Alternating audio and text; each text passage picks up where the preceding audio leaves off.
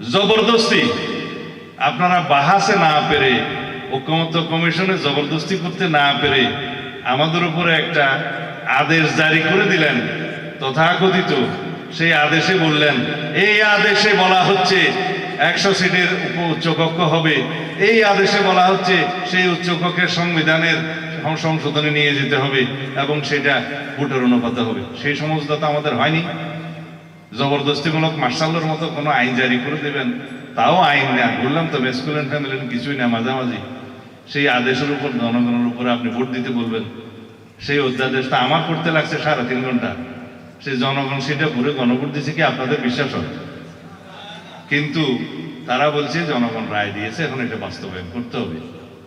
ঠিক আছে, সেই গণভোটের রায় বাস্তবায়ন কিভাবে করতে হবে সেটা জাতীয় সংসদে বসে আমরা আলাপ করব, তার ভিত্তিতে আমরা সংবিধান সংশোধন করব।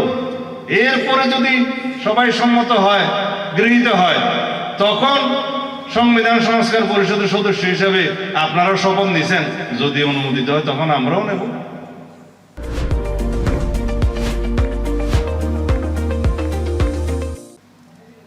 আর সংবিধান সংশোধন এই সংস্কার পরিষদের সদস্য হিসেবে করলে হবে, আর না হলে কি হবে না?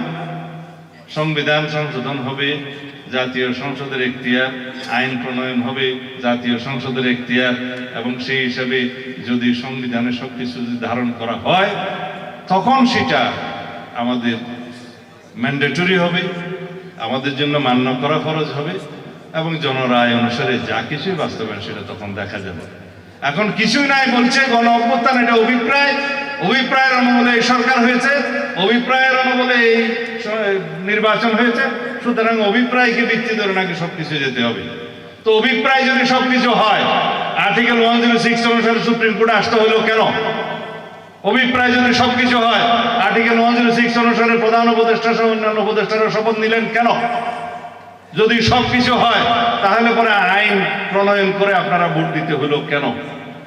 যদি বলা হয় সংবিধান অনুসারে 3 মাসের মধ্যে হাসিনা যাওয়ার পরে নির্বাচন হওয়ার কথা, নির্বাচন হইল না কেন? এই না হওয়ার জন্য তো 106 কেসে, সে এক্সেপশনাল পজিশনের জন্য, ডক্ট্রিন অফ নেসেসিটির জন্যই 106 এর কাছে যেতে হয়েছে, সুপ্রিম কোর্টের কাছে যেতে হয়েছে।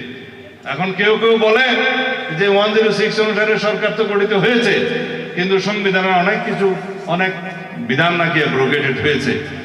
সংবিধানের অনেক বিধান অ্যাব্রোগেটেড হবে জেনেই তো 106 যাওয়া হয়েছে, আর কোনো উপায় না পেয়ে। আদারওয়াইজ দিল্লিতে গিয়ে শেখ হাসিনার দস্তখত নিয়েই তো এই সমস্ত করতে হতো। এখন আমাকে অনেক কথা বলে যে এত ভোট পেয়েছিলাম আমরা, নিয়ে যাওয়া হয়েছে। আপনারা স্বপ্নে দেখেন কিভাবে? স্বপ্ন দেখারও তো একটা সীমারেখা আছে। যেই দল মনে করে যে তার কাছে সরকার গঠন করতে পারত, তাদেরকে হারানো হয়েছে, এই স্বপ্ন দেখাও তো না যায়, একটা হক, একটা সীমারেখা থাকে। আমি যাই হোক, গণতন্ত্রের মাঠে অনেকে অনেক কথা বলবে, আমরা এগুলো শুনবো, কারণ এগুলো শোনার জন্যই তো আমরা জীবন দিয়েছি, এগুলো বলার জন্যই তো আমরা গণ অভ্যুত্থান করেছি। সবাই সবকিছু বলবে, সমস্ত বিতর্ক হবে, বাহাস হবে। আসুন ভাই, সব জাতীয় সংসদের ভিতরে ঢুকে যাই, ওখানে সমস্ত বিতর্ক হবে এবং আলাপ আলোচনার মধ্যে দিয়ে যেটা জনগণ চাইবে, যেটা আইনানুগ হবে, যেটা সাংবিধানিক হবে, সেটা আমরা গ্রহণ করব। অনেক ধন্যবাদ। এই ইফতারের আগে এত কথা বলবো আমারও বিশ্বাস হয়নি। যাই হোক, আপনারাও শুনবেন, এটাও আমার বিশ্বাস হয়নি, ক্ষমা করবেন। ধন্যবাদ।